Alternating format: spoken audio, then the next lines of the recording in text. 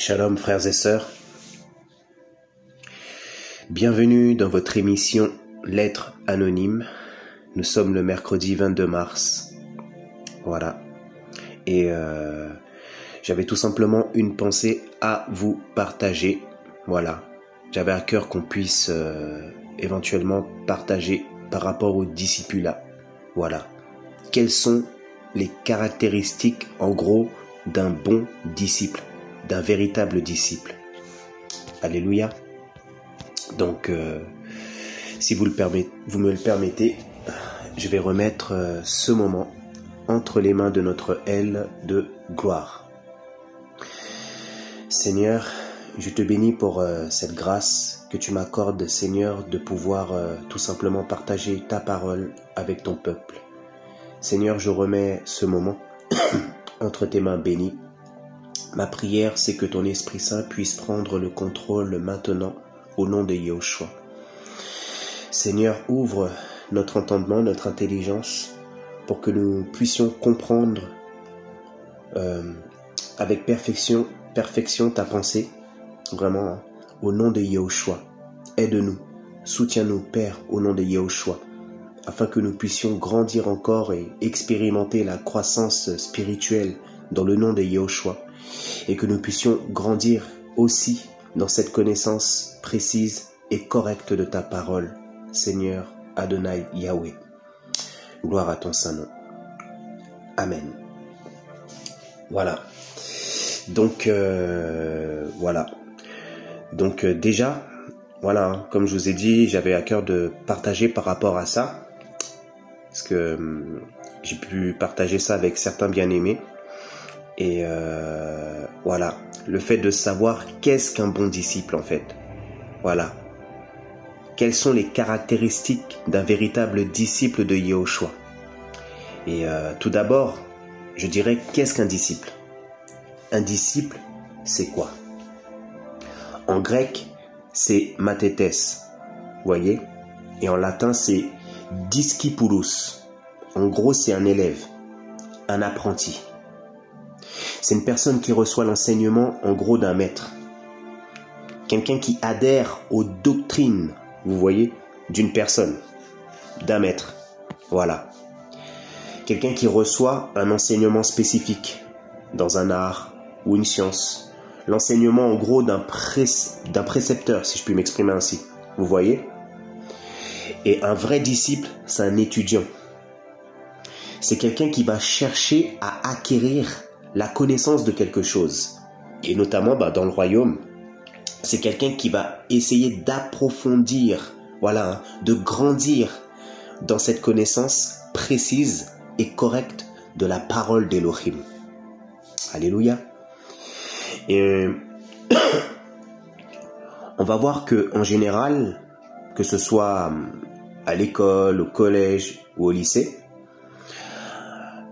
l'une des particularités d'un bon élève, c'est de toujours connaître ses leçons. Vous voyez? C'est quelqu'un qui va toujours, en fait, connaître, enfin, apprendre assidûment ses leçons. Il va constamment faire ses devoirs, en fait. En gros, un bon élève, c'est quelqu'un de rigoureux, de sérieux. Et je me rends compte, en fait, que Yahushua est vraiment le disciple par excellence. Et quand on parle de modèle, lui, c'était vraiment l'exemplarité. Vous voyez, c'était l'exemple par excellence, le modèle. Parce que quand on regarde les Saintes Écritures, son comportement, comment il a pu marcher, comment il a pu se comporter, comment il a pu, en gros, même parler, on voyait vraiment le disciple par excellence, qui est devenu après notre Rabbouni, notre maître. Parce que qui dit maître, dit maîtrise. Ça veut dire que le Seigneur avait la maîtrise de la saine doctrine. Vous voyez? Parce que comme les Écrits le mentionnent, tout disciple accompli est comme son maître. Amen. Et par les passages qu'on va prendre, on va constater que le Seigneur était vraiment un disciple par excellence, qui est devenu maître. Mais auparavant, il était disciple. Sans plus attendre, on va prendre un passage dans Proverbes. Alléluia. Proverbes au chapitre 8. Voilà. On va prendre le verset 22. Voilà. Verset 22, ça parle notamment de la sagesse. Voilà, hein, cette fameuse sagesse qui crie. Mais on sait que cette sagesse-là, c'est aussi une préfiguration du maître, de Yehoshua. Voilà. Sauf que là, c'est spécial. On va le lire ensemble. Alors, Proverbe 8, 22. Yahweh m'a acquise dès le commencement de ses voies, avant ses œuvres les plus anciennes. J'ai été établi depuis l'éternité, en tête, bien avant la terre. J'ai été engendré lorsqu'il n'y avait pas encore d'abîme, ni de source chargée d'eau. Avant que les montagnes soient affermies, avant que les collines existent, j'ai été engendré. Il n'avait encore fait ni la terre, ni les campagnes, ni le premier grain de la poussière du monde. Quand il a fermé les cieux, j'étais là. Quand il traça le cercle à la surface de l'abîme, quand il fixa les nuages en haut et que les sources de l'abîme jaillirent avec force, quand il donna une limite à la mer pour que les eaux ne franchissent pas les bords, quand il posa les fondements de la terre, j'étais à l'œuvre auprès de lui. J'étais ses délices de tous les jours et toujours j'étais en joie en sa présence, jouant dans le monde sur sa terre et trouvant mes délices avec les fils de l'être humain. Amen. Donc, c'est terrible. Vous voyez, les écrits mentionnent en gros que Yehoshua, voilà, la sagesse, en gros, a été établie depuis l'éternité. On voit au verset 23. Et c'est fort parce que, voilà, on voit au verset 26, il n'avait encore fait ni la terre, ni les campagnes. Et le « il », on sait, c'est notre Elohim de gloire. C'est le Père. Voilà. Et je le vois là comme un, comment vous dire, un dirigeant. Vous voyez, comme un ancien. Je dirais même comme un maître. Vous voyez, qui était à l'œuvre. Voilà. Qui était en train de confectionner sa création. Alléluia. Et c'est fort parce que le maître était en train, justement, de faire d'agir en gros, voilà, de créer. Et on voit que la sagesse parle d'une manière particulière. En fait, comme si la sagesse, pendant que le Père travaillait, observait le Père. Vous voyez ? Parce qu'on voit de la manière dont il décrit les choses, c'est comme s'il analysait, il observait. Voilà, tout comme un bon disciple. Un disciple va beaucoup observer son maître. Vous voyez, va beaucoup analyser son maître. En fait, il le fait pour que sa formation soit parfaite et complète. Voilà. Et c'est ce qu'on lit en fait. C'est ça qui est terrible. Et il dit bien, je vais le lire encore. Voilà, verset 24. J'ai été engendré lorsqu'il n'y avait pas encore d'abîme, ni de source chargée d'eau. Avant que les montagnes soient affermies, avant que les collines existent, j'étais engendré.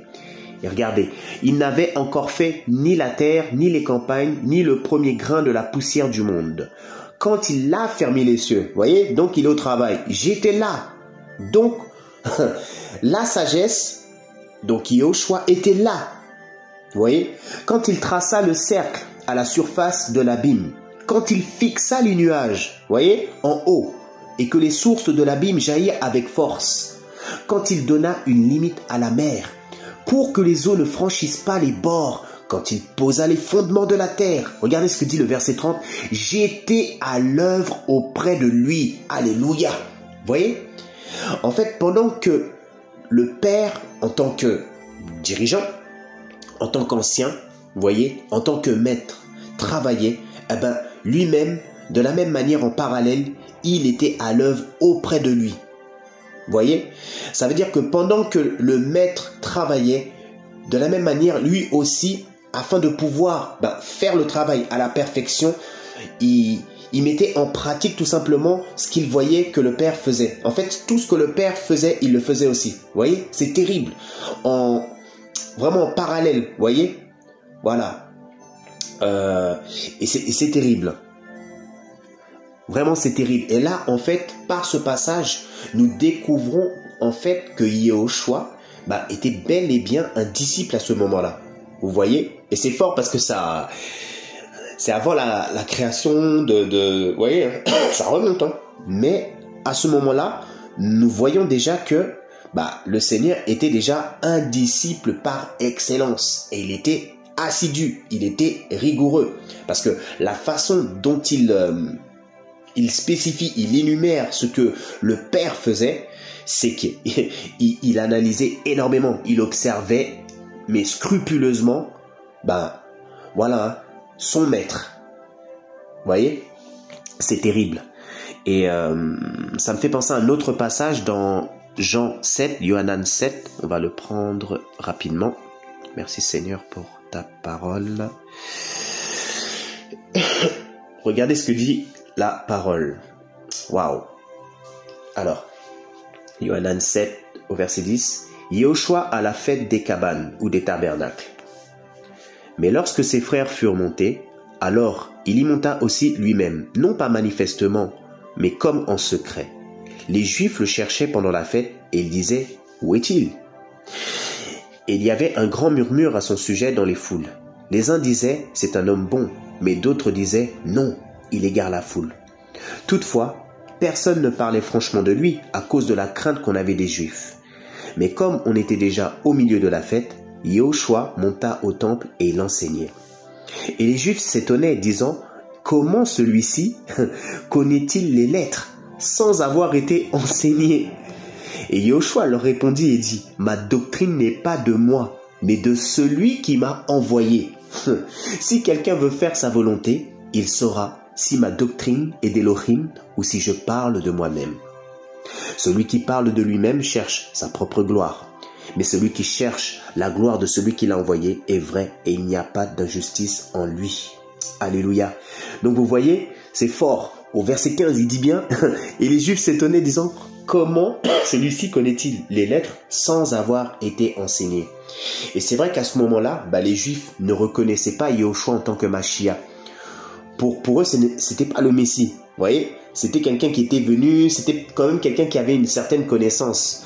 Mais voilà, pour eux, c'était pas le Messie. Vous voyez, mais ils n'étaient pas conscients que Yehoshua est la parole d'Élohim. Alléluia. Et que effectivement, il le dit en plus au verset 16, le Seigneur. Hein, il dit bien que ma doctrine n'est pas de moi, mais de celui qui m'a envoyé. Ça veut dire que Yehoshua, qui est notre Rabouni, notre maître, avant d'être un maître, par conséquent, en toute logique, il était forcément disciple avant. Vous voyez? Et déjà, on l'a lu au travers de Proverbe 8 là-bas, mais aussi, il n'y a pas que là. C'est vrai que là déjà, nous voyons qu'il était comme un disciple, un vrai disciple, un bon disciple par excellence qui observe tout simplement les pratiques de son maître afin de pouvoir bien refaire ces pratiques-là. Voilà, notamment la création. Et voilà. Mais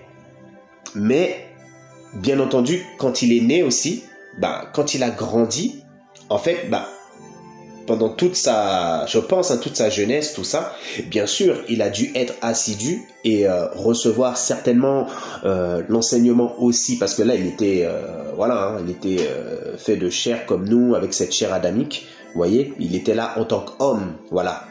Et du coup, il a certainement dû recevoir aussi l'enseignement au travers de ses parents. Ce qui est important, voilà, en tant que parent, au travers de Yosef, de Myriam, il a dû certainement recevoir, la doctrine, la saine doctrine au travers d'eux aussi, et aussi il a dû, et on va le lire tout à l'heure, il a dû aussi poser des questions à certaines personnes, vous voyez, afin de pouvoir grandir dans cette connaissance précise et correcte de cette parole. Alléluia. Donc voilà. Donc un bon élève en général, comme je vous le disais tout à l'heure, c'est quelqu'un qui connaît ses leçons. Donc en gros, c'est un bon disciple. En gros, c'est quelqu'un qui connaît la parole. Vous voyez, c'est quelqu'un qui connaît la doctrine. Voilà, qui connaît l'enseignement de Yehoshua. Alléluia. Donc quelqu'un qui se dit disciple de Yehoshua, de Jésus-Christ, c'est quelqu'un qui connaît tout simplement la parole du Seigneur. Amen. Voilà. Et regardez dans Yohanan 5, pas très loin, on recule de 2 pages à peu près, et il y a quelque chose de terrible que la parole spécifie. Regardez, c'est le Seigneur qui parle dans Jean 5 au verset 17. Regardez ce que dit la parole. Égalité de Yehoshua avec le Père. Mais Yehoshua leur répondit, mon Père travaille jusqu'à présent et moi aussi je travaille. Waouh! Vous voyez? En fait, de la même manière que le Père travaille, lui-même travaille en parallèle. Et ça nous rappelle ce passage qu'on a pris tout à l'heure dans Proverbe 8 là-bas, où en fait, pendant que Elohim de gloire, le Père en tant que maître, travaillait, de la même manière, lui aussi en tant que disciple, la sagesse était aussi au travail, à l'œuvre. Vous vous rappelez quand on a lu ça? C'est terrible, c'est terrible. Vous voyez? Donc c'est important en fait. C'est important voilà, pour ma part, de connaître les Écritures. Voilà, afin de pouvoir... Parce qu'en fait, c'est comme si le Seigneur, en gros, un disciple, et pour moi, est appelé à être un maître, forcément. Et qui dit maître, dit maîtrise de ce qu'il a reçu. En toute logique. Maîtrise, forcément, de la parole, de la doctrine. Vous voyez? Donc, pour moi, c'est comme si, de la même manière, le Seigneur est notre avocat, selon les Saintes Écritures, de la même manière, nous aussi, le Seigneur fait de nous des puissants avocats. Vous voyez? Des puissants défenseurs de la saine doctrine. Mais pour cela, il faut connaître les Écritures. Ah oui, il faut les connaître. Voilà. Et pour ma part, pour moi, un vrai disciple lit au moins 1 livre par jour. Voilà. 1 livre par jour, afin que cette parole s'incorpore, si je puis m'exprimer ainsi, dans son cœur, dans son âme. Vous voyez? C'est important. Et ça, c'est encore l'une des caractéristiques, pour moi en tout cas, d'un bon disciple. Vous voyez? Et bien sûr, combiné aussi avec le jeûne, la prière. Voilà. Et voilà, un bon disciple, pour moi, c'est un homme, voilà, ou une femme, de prière, de jeûne. C'est quelqu'un qui intercède, vous voyez, qui passe du temps, voilà, dans l'intimité, dans cette relation, dans cette communion avec son Elohim. Ça, c'est un vrai disciple. Alléluia. Et Yehoshua, le disciple par excellence, c'est fort parce que dans les Écritures, nous voyons que lui-même le faisait. C'était un homme de prière, vous voyez. C'était un homme qui jeûnait. Regardez, Luc au chapitre 9 et au verset 18.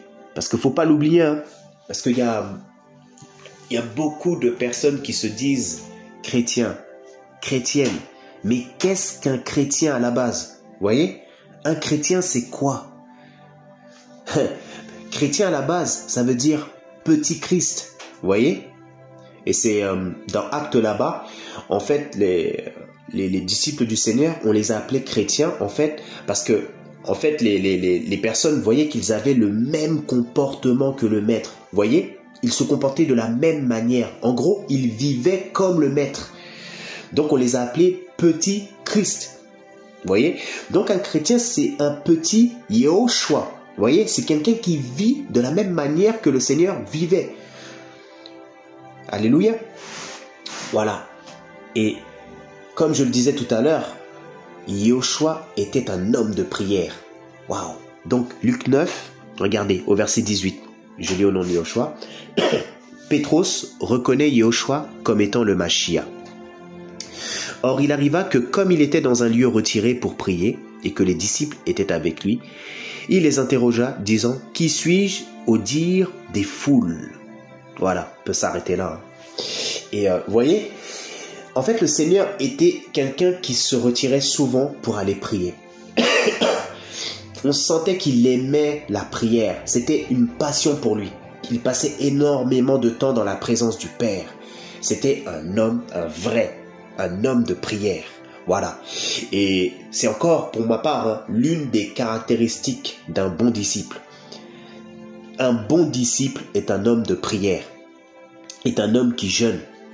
Parce que le Seigneur, vous connaissez forcément, je pense, ce passage dans Matthieu 4 là-bas, où le Seigneur a été tenté par l'ennemi.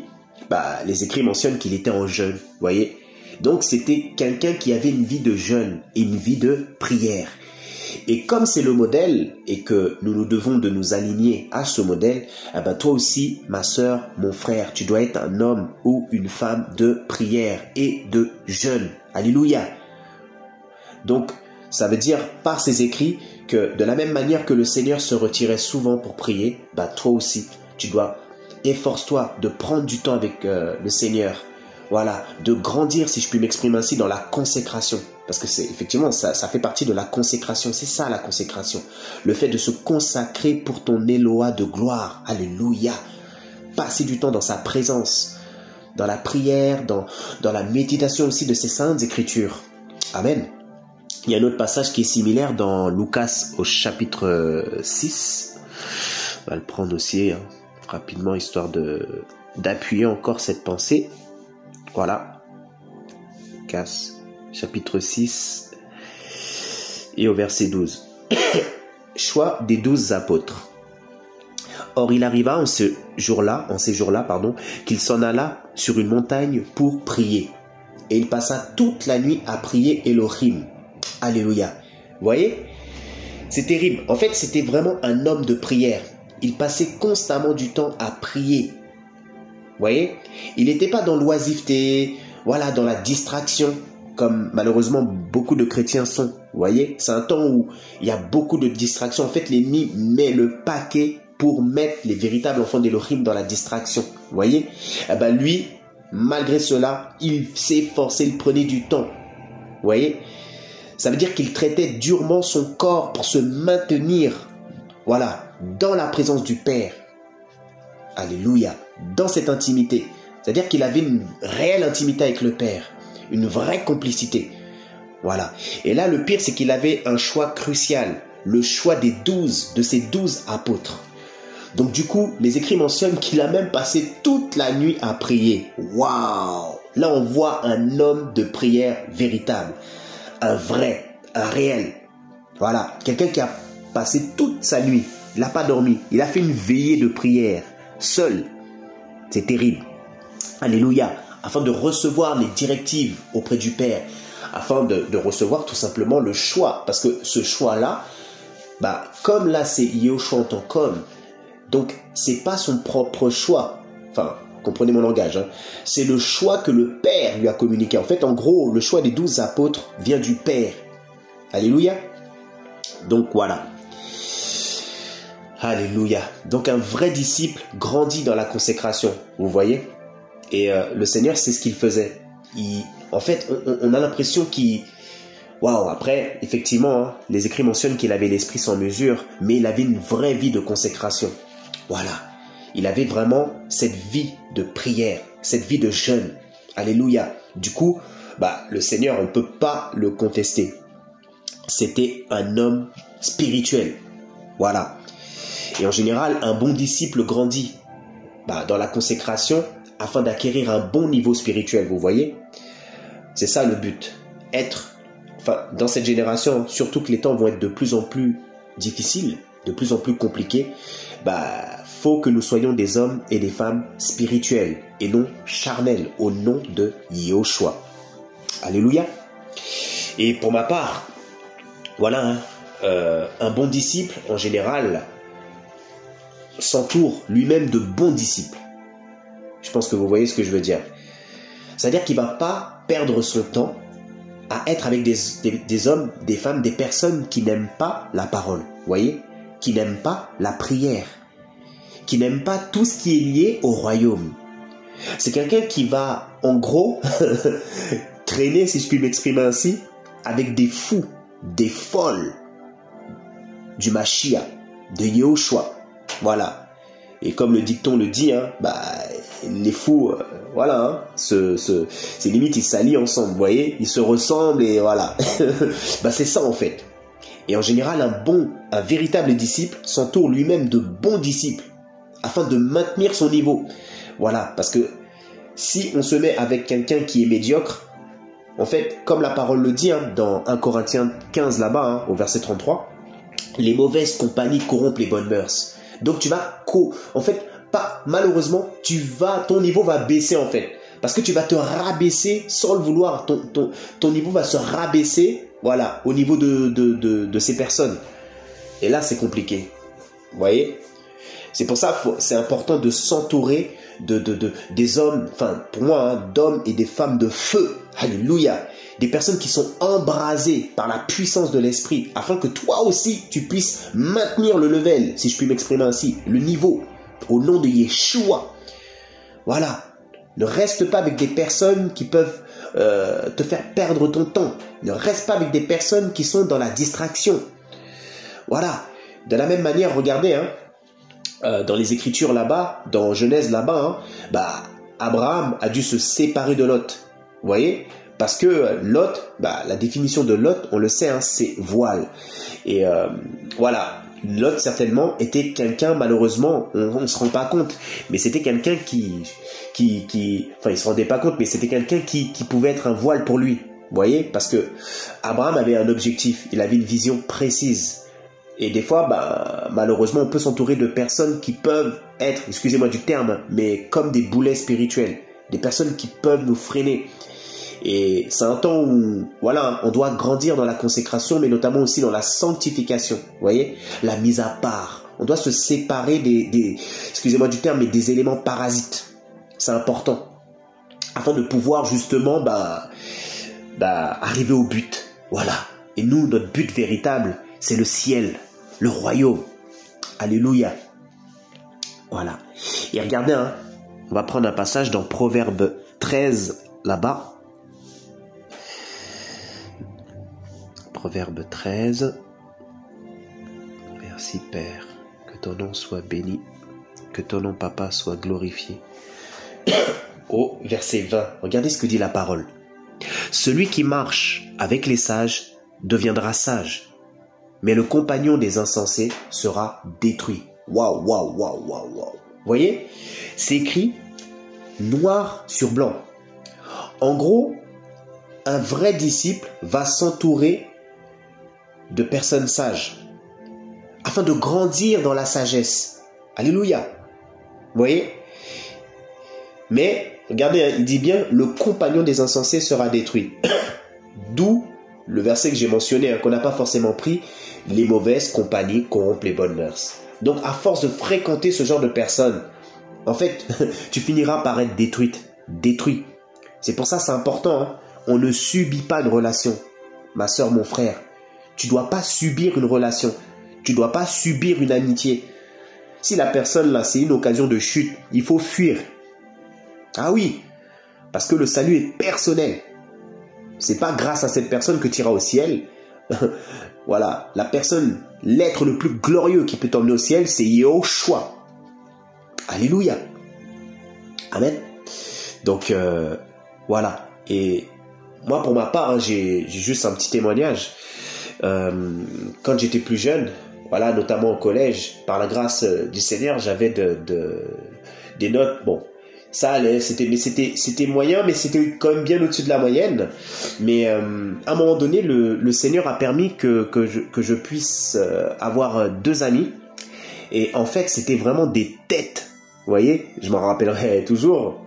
Il y en a un, c'était un Français de souche, l'autre, il était asiatique. Et c'était vraiment des têtes, voilà, en classe. C'était vraiment limite le premier et le deuxième de la classe. Vous voyez? Et en fait, j'étais constamment avec eux pendant un moment. Je traînais avec eux. Et c'est vrai que le Seigneur m'a permis, je bénis le Seigneur, m'a permis d'avoir divers amis, en fait. Voilà. De l'intello, mais malheureusement, pardonnez-moi de l'expression, mais au malade mental. Voilà. Donc, j'avais différents amis. Et voilà, le Seigneur a permis que je puisse avoir ces 2 amis, qui étaient de très bons amis. Et c'est fort parce que eux, c'est comme si c'était des têtes. Ils avaient vraiment cette rigueur que moi, je n'avais pas. Vous voyez? Ça veut dire que eux, leur jeu, c'était carrément un jeu, hein, pour vous dire, c'était de constamment s'avancer dans les devoirs et essayer d'avoir la meilleure note. Et il y avait comme une forme de compétition Bon, comme on était païens à l'époque, c'était des fois un peu malsain, pardon, hein, mais il faut dire la vérité. Il y avait comme une forme de compétition pour avoir la meilleure note, vous voyez, la meilleure note. Au début, c'était les deux.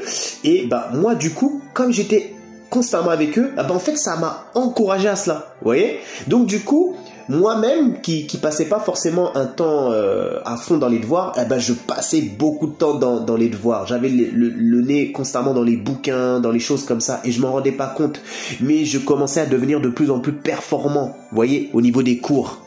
Et ça m'a beaucoup interpellé, ce moment de ma vie, parce que, waouh, en fait, j'ai vu que le fait d'être à leur côté, ça m'a permis d'avoir des notes, mais je vous assure, hein, des 19, des 18.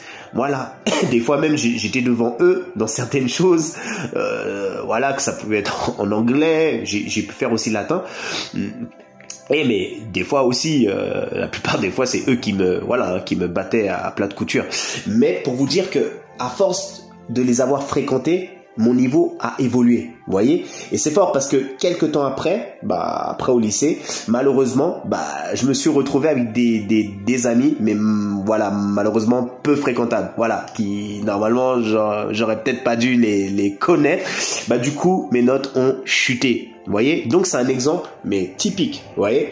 Donc comme quoi, voilà, hein, comme on parlait, le premier verset qu'on disait, les mauvaises compagnies corrompre les bonnes mœurs. Parce qu'à force d'être avec une personne qui n'a pas forcément, excusez-moi du terme, mais le niveau, tu vas finir par avoir le niveau de cette personne-là. Donc, vaut mieux s'entourer, excusez-moi du terme, mais de vraies fusées spirituelles. Alléluia. Des vraies bombes dans l'esprit. Afin que toi aussi, en fait, tu puisses avoir ce niveau-là. Et si je puis m'exprimer ainsi, oui, même croître encore dans ce sens, au nom de Yeshua. Voilà, c'est important. Pour ma part, je le pense. Alléluia. Merci Seigneur pour ta parole. Donc voilà. Voilà. Une des autres caractéristiques en tant que bon disciple, c'est de bien s'entourer, tout simplement. Voilà. Et j'en rajoute encore une. Je pense qu'un bon disciple est aussi quelqu'un de curieux. Voilà. C'est quelqu'un de curieux. C'est vrai que selon ce monde, on dit que la curiosité est un mauvais défaut.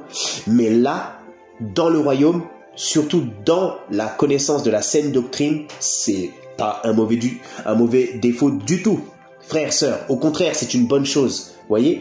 Parce que la curiosité, en général, elle va t'inciter à poser des questions. Et des fois, des questions concrètes, des bonnes questions. Voyez ? Des questions légitimes. Et en général, par ces questions-là, en fait, ça va inviter en gros à essayer d'acquérir une certaine, je sais pas comment dire, des éléments, des réponses qui te sont essentielles pour ton salut, qui te sont essentielles afin que tu puisses grandir dans cette connaissance précise et correcte des Écritures, de la parole d'Elohim. Alléluia, vous voyez ? Et c'est important. Vous allez voir que même dans une école, dans une classe, en général, un élève qui pose beaucoup de questions, c'est vraiment bien vu. Parce qu'en fait, ça montre son implication, vous voyez ? Ça montre qu'il participe, en fait, tout simplement, en cours, en classe. Que quelqu'un qui ne pose jamais de questions, la personne ne parle jamais, on a l'impression, en fait, que ça l'ennuie. Vous voyez ? C'est mal vu. En tout cas, auprès du maître, auprès du professeur, c'est vraiment mal vu. Voilà. Et sans plus attendre, on va prendre un passage dans Luc, là-bas. Luc 11. Regardez, au verset 1. Enseignement de Yehoshua sur la prière. Voilà. Parce que comme je vous l'avais dit, Yehoshua était un homme de prière. Et justement, les disciples, demandent quelque chose de terrible au Seigneur, notamment, l'enseignement par rapport à la prière. Regardez, verset 1.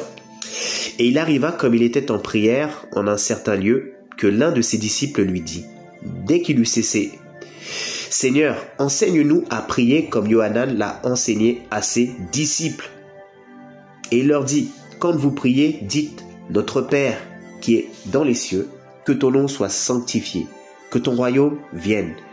Que ta volonté soit faite comme dans le ciel, aussi sur la terre. Donne-nous selon le jour notre pain qui nous suffit chaque jour. Et remets-nous nos péchés, car nous-mêmes aussi nous remettons à tous ceux qui nous doivent. Et ne nous fais pas entrer dans la tentation, mais délivre-nous du mal. Alléluia. Vous voyez?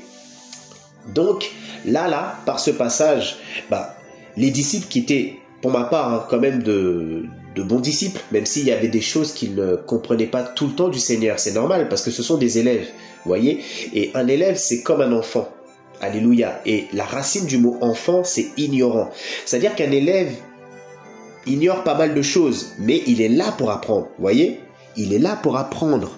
Comme on le disait tout à l'heure, à la base, disciple, en latin, c'est discipulus. Vous voyez? Donc, c'est un apprenti.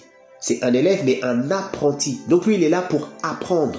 Donc, il ignore des choses, mais il veut, en gros, se délivrer de l'ignorance. Voilà, par l'acquisition de la connaissance. Vous voyez? Et là, justement, les disciples, voilà, demandaient au Seigneur de leur apprendre, en gros, à prier. Voilà. Qu'est-ce que la prière véritable? Voilà. Et il voulait notamment prier comme Yohanan, qui certainement était vraiment un homme de prière, je le pense et je le crois. Voilà, Yohanan, c'était... On voit les éloges qu'il fait à un moment donné dans les Saintes Écritures, dans les évangiles, où il dit que, voilà, Yohanan, en gros, c'est un grand prophète. Voilà, lui-même le spécifie. Voilà, lui-même le témoigne et le confirme, le Seigneur. Vous voyez? Donc, lui-même qui était un homme de prière, les disciples, voilà, demandaient au Seigneur de leur apprendre justement à prier comme lui. Voilà. Donc, faut pas hésiter à poser des questions, mon frère, ma sœur, afin que tu puisses grandir dans cette connaissance, que tu puisses aussi grandir dans ta marche. C'est important. Le fait de te taire là, même aux yeux du Seigneur, c'est comme si tu n'es pas intéressé. C'est comme si en fait ça ne te dit rien en fait. Parce que faut pas oublier que spirituellement parlant, nous sommes à l'école du Mashiach. À partir du moment où tu te convertis, voilà, où tu te tournes vers le Seigneur véritablement, tu rentres dans l'école du Mashiach. Et là, nous sommes tous en formation. Voilà.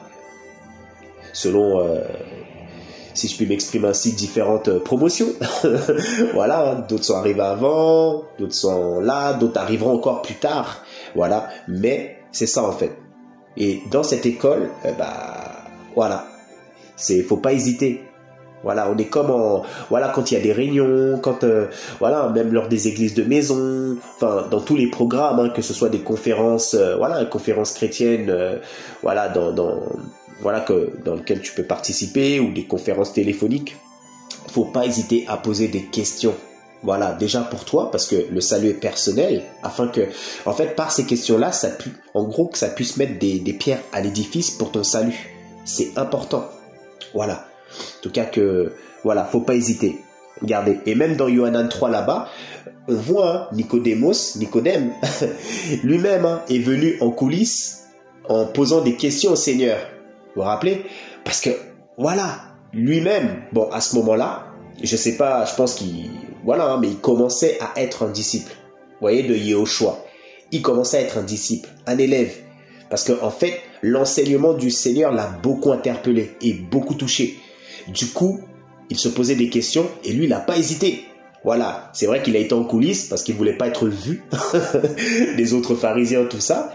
Mais il a quand même été en coulisses pour poser des questions au maître. Alléluia. Vous voyez? Et là, pour moi, Nicodème, c'était un bon disciple. Voilà, il posait des questions pour qu'il puisse grandir dans cette connaissance, pour qu'il puisse avoir les éléments essentiels, comprendre les choses qu'il ne comprenait pas au préalable. C'est important, frères et sœurs. Amen.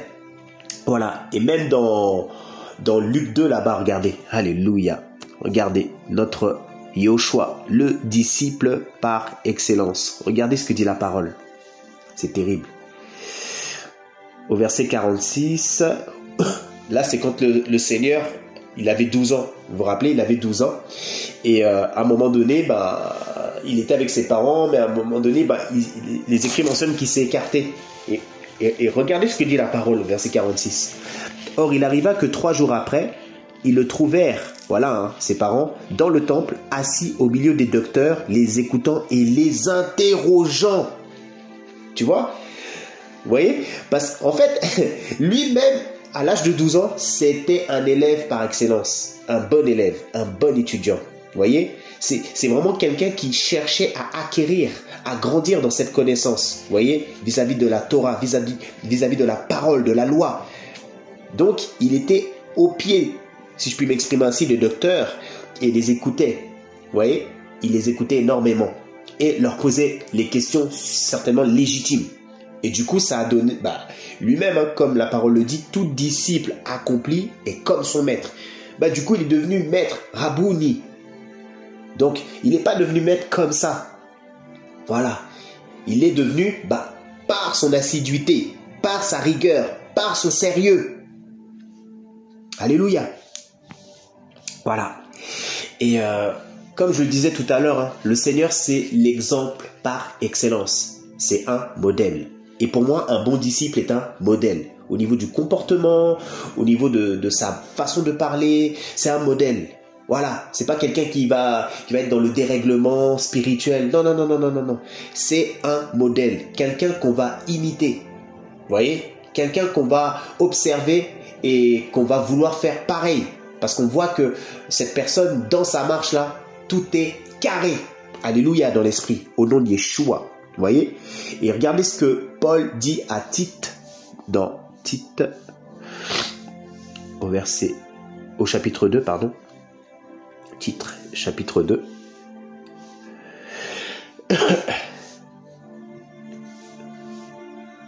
Voilà.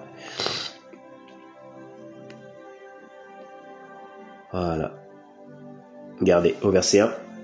Recommandation de Paulos. Mais toi, dis les choses qui sont convenables à la saine doctrine. Que les vieillards soient sobres, honorables, fléchissant leurs désirs et impulsions, saints dans la foi, dans l'amour et dans la persévérance. De même que les femmes âgées soient d'un extérieur convenable à la sainteté, qu'elles ne soient ni calomniatrices, ni esclaves des excès de vin, mais qu'elles enseignent ce qui est bon, afin qu'elles exhortent sérieusement les jeunes femmes à être modestes, à aimer leur mari, à aimer leurs enfants, fléchissant leurs désirs et impulsions, purs, gardant la maison en prenant soin des affaires domestiques, bonnes, soumises à leur mari, afin que la parole d'Elohim ne soit pas blasphémée. Exhorte aussi les jeunes à être modérés, te montrant toi-même en toute chose un exemple de bonnes œuvres dans l'incorruptibilité de la doctrine, la dignité, la sainteté, la parole saine qui ne peut être censurée, afin que celui qui s'oppose ait honte, n'ayant rien de mauvais à dire de nous. Vous voyez? Regardez la recommandation. Voilà, hein, le conseil que Paulos a pu dire à Tite. Vous voyez? Il dit bien au verset 7, te montrant toi-même en toute chose un exemple, voilà, de bonnes œuvres. Il dit bien dans l'incorruptibilité de la doctrine, oui, la dignité, la sainteté, la parole saine qui ne peut être censurée, afin que celui qui s'oppose ait honte, waouh, n'ayant rien de mauvais à dire de nous. Vous voyez, là on voit que Paul, en gros, conseille à Tite d'être un exemple terrible, voilà, dans sa génération, afin que l'ennemi même de, en gros, hein, le mot que je vois, c'est le fait d'être irréprochable, irrépréhensible. En gros, on ne peut rien te dire parce que tu es un exemple, un modèle. Tu marches, si je puis m'exprimer ainsi, d'une manière droite. Tu es dans la justice. Alléluia. Un bon disciple est juste. Voilà. Vous voyez? Et dans 1 Timothée 4, là-bas, voilà, hein, il recommande à peu près la même chose, notamment à Timothée. Voilà, Timothéos. Pareil. C'est important. Un bon disciple, un vrai disciple du Seigneur est un modèle. Voilà. C'est un exemple. Voilà. Ça veut dire que il aura une façon de parler. Il aura une bonne façon de parler. Vous voyez, il aura un bon comportement. Il ne va pas agir bizarrement. Non, c'est un exemple. Et le Seigneur était le modèle par excellence. L'exemple par excellence. Et on le voit dans les Écritures. Dans son comportement, sa manière d'être. Vous voyez, sa façon de parler, son approche aussi, son accueil vis-à-vis des personnes. Voilà, lui, c'est un exemple. Voilà, et je pense que vraiment, c'est vraiment lui qu'on doit imiter, frères et sœurs, au nom de Yehoshua. Alléluia. Waouh. Et voilà, donc, l'une des caractéristiques encore, hein, c'est d'être un exemple, un modèle. Et je rajoute encore une autre. Voilà, un bon disciple en général, pour ma part, hein, c'est quelqu'un qui aussi participe aux réunions. Vous voyez? C'est quelqu'un qui va participer aux réunions, mais je sais pas comment vous dire, de façon appropriée, discret. Voilà. C'est pas quelqu'un qui va prendre toute la place. Je sais pas si vous voyez ce que je veux dire. C'est quelqu'un qui va s'effacer un peu. Voilà. Avec modestie. Vous voyez? Ça veut dire qu'il va s'exprimer, mais il va pas forcément prendre le monopole de la parole. Parce qu'il y en a beaucoup des fois, hein, en tant que disciples, ils font que de parler. Le témoignage, des fois, ça va durer je sais pas combien de temps.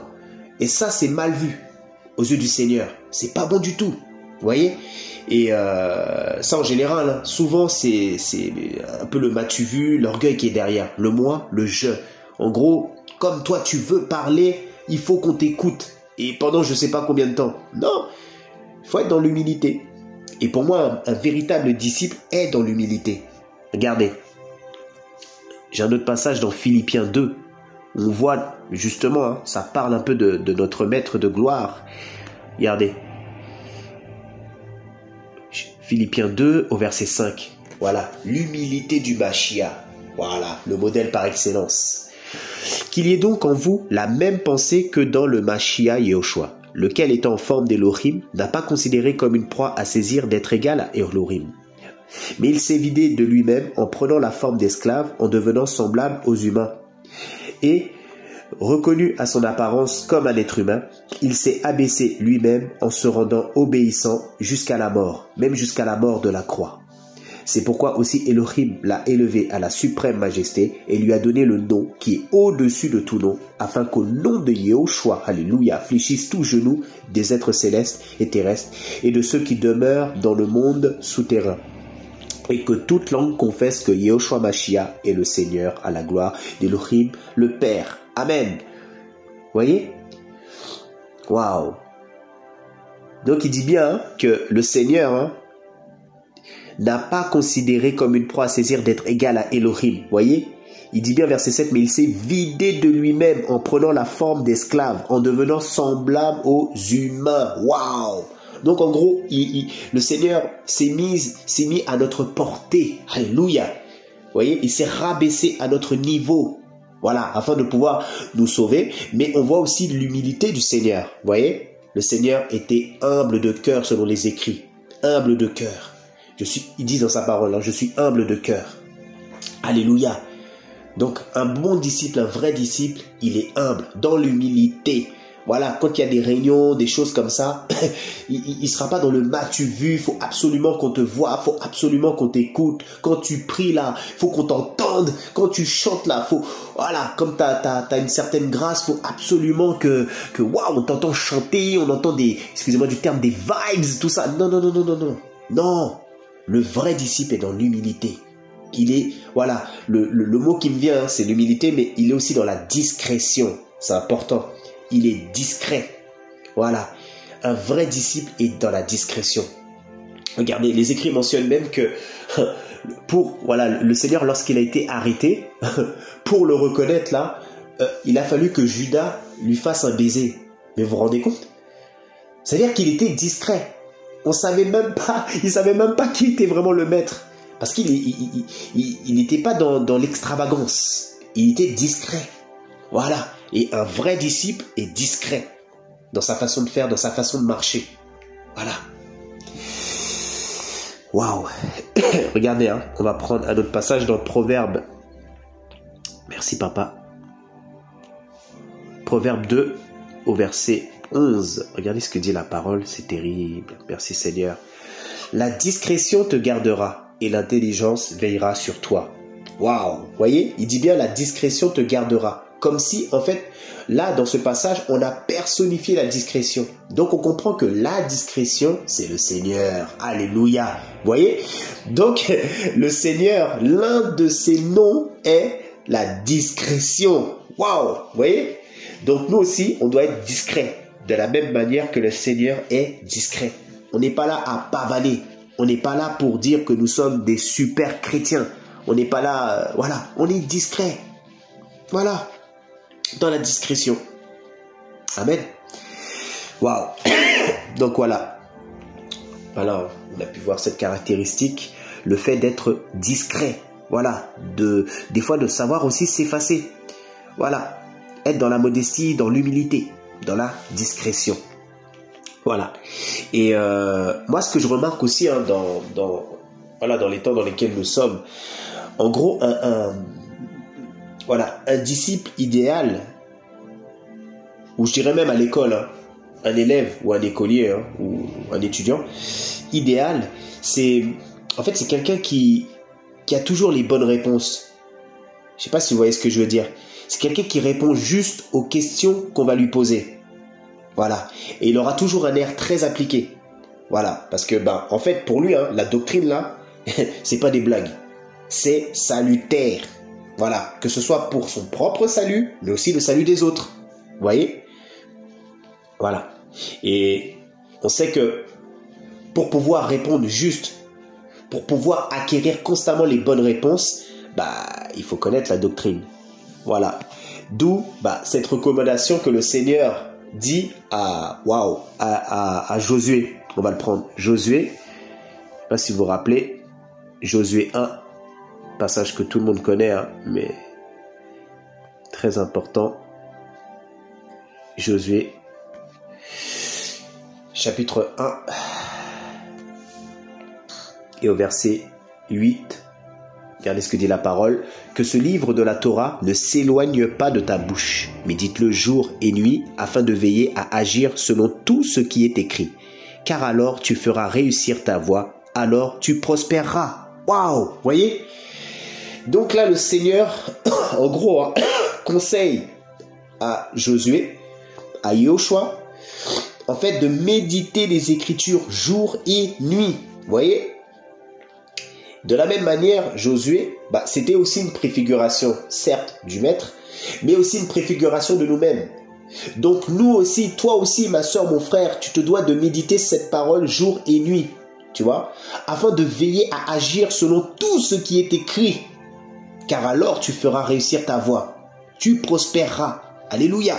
Donc on comprend que le succès dans l'esprit, le succès spirituel, voilà, hein, c'est quand on connaît les Écritures. Vous voyez, quand on vit selon les Écritures, lorsque nous sommes des hommes et des femmes scripturaires, alléluia, voilà, et ça c'est vraiment un signe, voilà, le signe que tu es un bon disciple, un véritable disciple du Seigneur, alléluia, voilà, et en général, quand c'est comme ça, quand tu connais les écrits, forcément par conséquent, tu vas commencer à porter du fruit, voilà, les fruits de l'esprit. Voilà, et beaucoup de fruits. Voilà, les écrits mentionnent dans Yohanan 15 là-bas hein, que le Seigneur est le cep et nous sommes les sarments. Mais sans lui là, on ne peut porter du fruit. Voilà, et on sait que la doctrine, cette parole, c'est le Seigneur. Donc si tu restes attaché, si tu connais cette parole, si tu restes attaché à cette parole, tu porteras par conséquent beaucoup de fruits. Les fruits de l'esprit. Alléluia. Voilà, c'est important. Et un vrai disciple, comme je vous le disais tout à l'heure, en fait, il aura toujours un bon comportement. Comme il porte des bons fruits, ça va découler en fait. En fait, ça va commencer au niveau du cœur, au niveau de l'âme, parce que son cœur sera pur, son âme sera pure. Du coup, en fait, on va le voir par son comportement, vous voyez. Et si je puis m'exprimer ainsi, en fait, un vrai disciple a constamment un bon comportement dans le royaume. Voilà, dans le royaume, partout où il est, dans les réunions, peu importe où il est, il aura constamment un bon comportement. Et c'est important. Et c'est à ça aussi qu'on voit des vrais disciples. Parce qu'il y en a, ils se disent disciples, mais le comportement n'y est pas. Voilà, ça parle mal. Voilà, des gros mots, des grossièretés. Voilà. C'est bizarre, les personnes sont dans la jalousie, le cœur il est tordu, vous voyez, ou la personne elle est dans la paresse, elle ne fait rien, elle ne fait pas les choses liées au royaume, liées à la communauté, voilà, dans laquelle il est, vous voyez, il n'a pas forcément un comportement idéal. Et j'ai un passage dans 1 Thessaloniciens 5, on va le prendre, Thessaloniciens 5, verset 16, regardez ce que dit la parole. Regardez le comportement, selon les écrits, du chrétien en tout temps, mais notamment, du coup, d'un vrai disciple. Verset 16. Soyez toujours joyeux, priez sans cesse, En toute chose, rendez grâce, car telle est la volonté d'Élohim en Mashiach Yehoshua pour vous. N'éteignez pas l'esprit, ne méprisez pas les prophéties, éprouvez toutes choses, retenez ce qui est bon, abstenez-vous de toute forme de mal, mais que l'Élohim de paix lui-même vous sanctifie parfaitement et que votre être entier, l'esprit et l'âme et le corps soient gardés sans reproche en la parousie de notre Seigneur Yehoshua Mashiach. Celui qui vous appelle est fidèle et il le fera. Amen. Donc là, comme vous le voyez, on voit le comportement du chrétien, du coup du bon disciple en tout temps. Et ça commence bien déjà. Il dit, soyez toujours joyeux. On voit des soi-disant disciples, mais ils n'ont même pas la joie. Quand tu les regardes là, tu vois que la tristesse. Tu vois limite la dépression. Vous voyez? C'est pas ça. Et il dit, priez sans cesse. On disait tout à l'heure que notre maître était un homme de prière. Vous voyez? La prière. Le fait de demeurer constamment dans la présence du Seigneur. Et il dit bien prier sans cesse. Alléluia. Ça, c'est le comportement adéquat. Le comportement d'un vrai disciple du Seigneur. Waouh. Waouh, waouh, waouh, waouh, waouh, waouh. Ah, Seigneur. Et vous allez voir qu'aussi qu'un vrai disciple, il aura toujours, voilà, comme c'est un exemple, un modèle, lui, il n'aura pas besoin de parler. En fait, comme il est modèle, ça va se voir même par son apparence. Vous voyez, c'est terrible. C'est-à-dire qu'il aura toujours une tenue vestimentaire ou une apparence correcte, propre, décente. Vous voyez? En fait, ça ne va pas, en gros, perturber son entourage. Voilà. Que ce soit au niveau, comme je le disais, des habits, mais aussi au niveau peut-être de la coiffure. Voilà.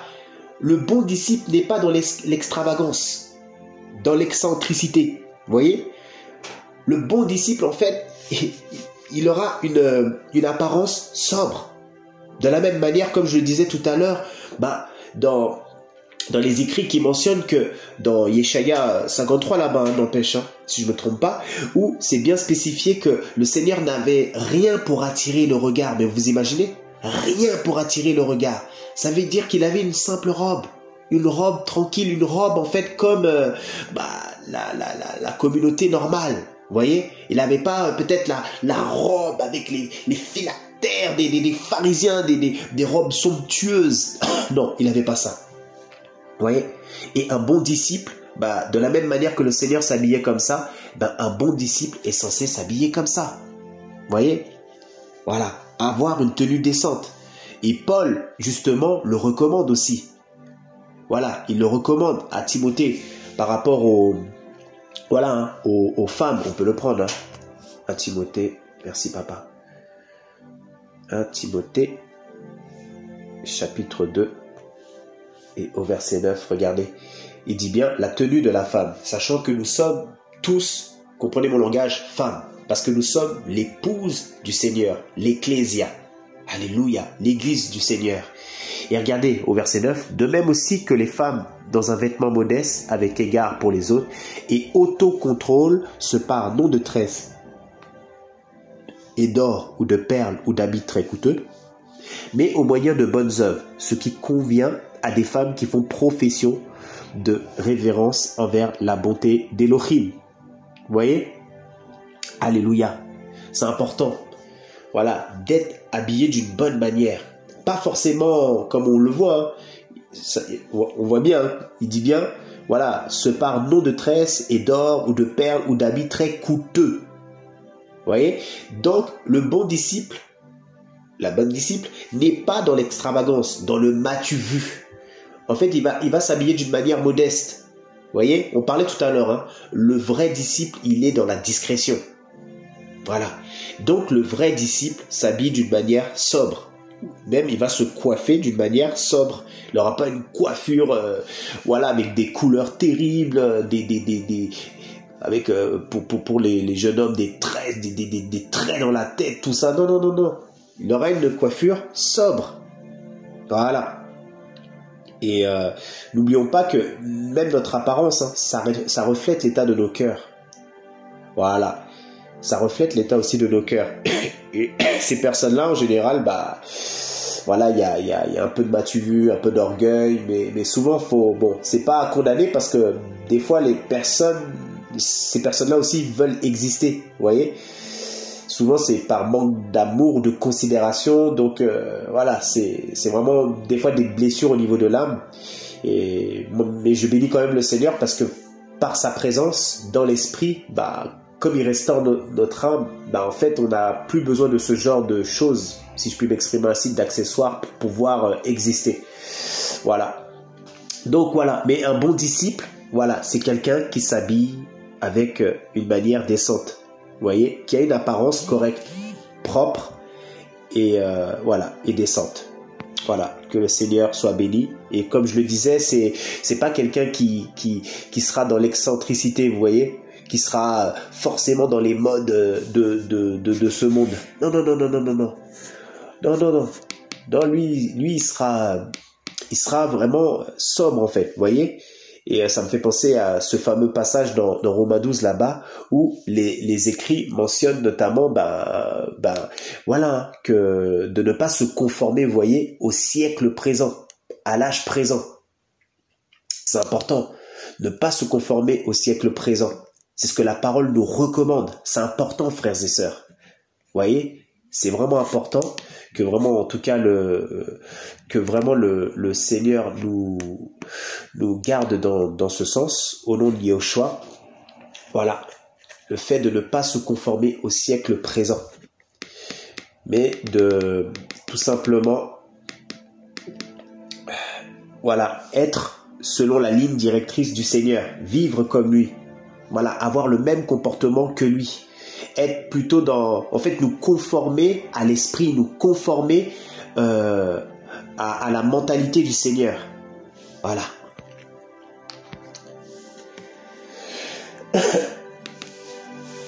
Voilà. Et un disciple, pour ma part, modèle, c'est vraiment une personne que, en fait, les nouveaux convertis, voilà, ils vont le voir comme une personne qui connaît toutes choses. Vous voyez? Voilà. Un vrai disciple, aux yeux des nouveau-nés, ce sera quelqu'un qui aura quand même un peu de bouteille, vous voyez, qui aura quand même une certaine connaissance, voilà, qui aura, si je puis m'exprimer ainsi, réponse à tout, voilà. Et voilà, en gros, c'est quelqu'un qui commence à devenir un maître, vous voyez, c'est ça un bon disciple, voilà. Et aux yeux des anciens, des personnes qui seront plus anciens que lui, ce sera une personne qui va aller loin, vous voyez, et qui un jour pourra lui aussi montrer le chemin, vous voyez, montrer la voie pour les nouvelles personnes. Voilà, c'est important. Et regardez dans Jean au chapitre 16 et au verset 30. Regardez ce que disent les Écritures au verset 29. La parole dit: ses disciples lui disent: voici que maintenant tu parles ouvertement et que tu ne dis rien en parabole. Maintenant, nous savons que tu sais toutes choses et que tu n'as pas besoin que quelqu'un t'interroge. À cause de cela, nous croyons que tu viens d'Élohim. Alléluia. Vous voyez, il dit bien que, voilà, nous savons que tu sais toutes choses. Alléluia. Parce que le Seigneur qui était, certes, le maître, le Rabouni, mais comme je vous l'ai dit, au préalable, il était quand même un disciple. Voilà, et il était un disciple par excellence. Du coup, par conséquent, en tant que disciple par excellence, il est devenu maître. Vous voyez? Et du coup, il connaissait toutes choses. Voilà. Mais pourquoi? Parce que il a vraiment fait les recherches, il a posé les bonnes questions au bon moment, il a étudié les Écritures, il a étudié la parole du Seigneur, bien sûr par l'Esprit, et du coup, il avait réponse à toutes choses. Et c'est important. Voilà, un disciple modèle, c'est quelqu'un qui a réponse à tout en gros. Voilà, on va lui poser une question, quelqu'un va lui poser une question, il aura la réponse au travers des Écritures. Vous voyez? D'où la nécessité de connaître la parole du Seigneur. C'est important. Voilà. Et comme je vous le disais, un disciple, c'est quelqu'un qui aura un bon comportement. Voilà. On l'a énuméré tout à l'heure, qui aura un bon comportement. Et c'est quelqu'un qui va, du coup, supporter les mauvais traitements. Vous Vous voyez, comme la parole le spécifie dans Matthieu 10 là-bas, où le Seigneur dit, on peut le prendre, hein. Voilà, parce qu'on voit qu'il y a certaines personnes, ils ne vont pas supporter des choses, vous voyez, voilà. Dès qu'il y aura un mauvais traitement qui va être fait à leur encontre, ah bah eux aussi ils vont avoir un mauvais comportement, vous voyez, eux aussi ils vont commencer à crier, ils vont commencer à, bah, des fois il y en a à se bagarrer, à donner des coups de poing. Non, c'est pas normal, c'est pas normal. Là pour ma part c'est même pas chrétien. Voilà, parce que moi j'ai pas vu le maître mettre des coups de poing à certaines personnes ou voilà, hein. Non, voilà. Regardez, Matthieu 10 au verset 22. Regardez ce que dit la parole. Et là c'est le Seigneur qui parle. Regardez, il dit bien, verset 22, et vous serez haïs de tous à cause de mon nom. Mais celui qui supportera bravement et calmement les mauvais traitements jusqu'à la fin, celui-là sera sauvé. Alléluia. Et un vrai disciple supporte bravement et calmement les mauvais traitements. Mais pourquoi il le spécifie? Il le spécifie parce que lui-même, c'est ce qu'il fait. Vous voyez, les Écrits mentionnent qu'il a été tenté en toutes choses. Alléluia. Donc lui-même qui a supporté cela, si nous nous disons disciples de lui, nous-mêmes, à combien plus forte raison, nous-mêmes, nous devons, nous aussi, de supporter bravement et calmement les mauvais traitements. Voilà. Et forcément, on se doit de manifester les fruits du Saint-Esprit. Amen. Voilà. Ah, que le Seigneur soit béni. Merci Seigneur pour ta parole. Et regardez, un disciple authentique en général, comme je le disais tout à l'heure, il est amené à évoluer. En fait, un disciple n'est pas censé rester disciple à vie. Non. Oui. Il est censé évoluer, expérimenter la croissance. Il est censé grandir. Vous voyez? Et comme le passage le dit, je l'ai énuméré tout à l'heure, dans Luc 6 au verset 40, tout disciple accompli sera comme son maître. Vous voyez? Et le mot maître là, en fait c'est de l'ancien français. Et ça se dit maître à la base. Maître, mais en latin c'est magistère. Magistère, vous voyez?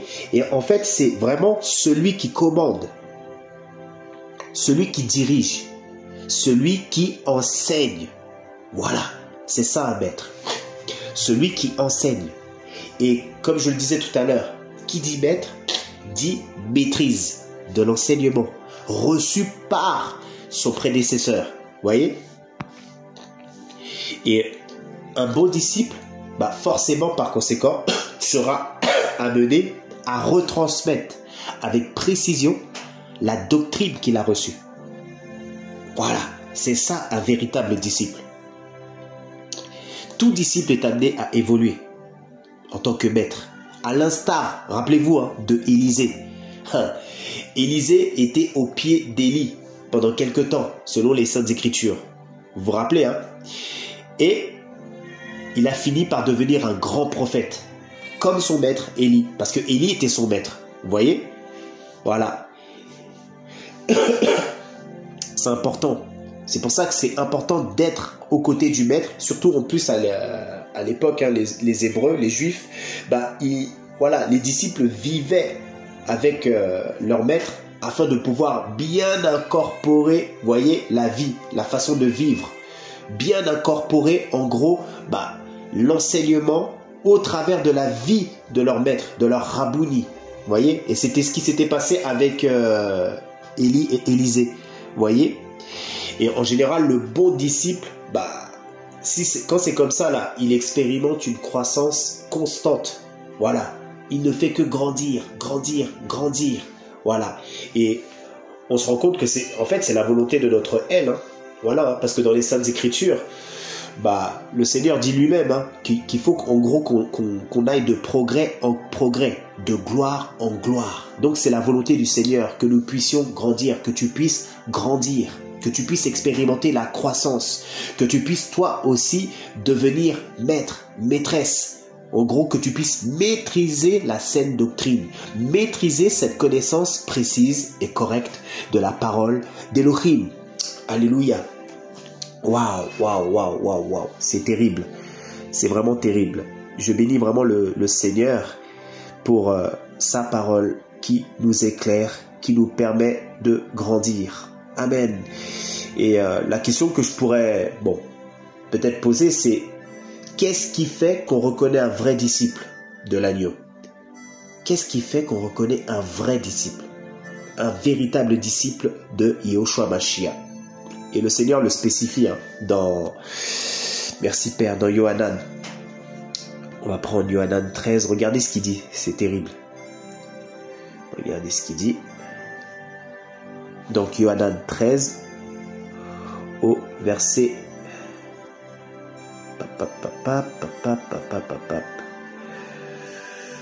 Bien, c'est dit au verset 34. Il dit bien: je vous donne un nouveau commandement. Aimez-vous les uns les autres, comme je vous ai aimé. Vous aussi, aimez-vous les uns les autres.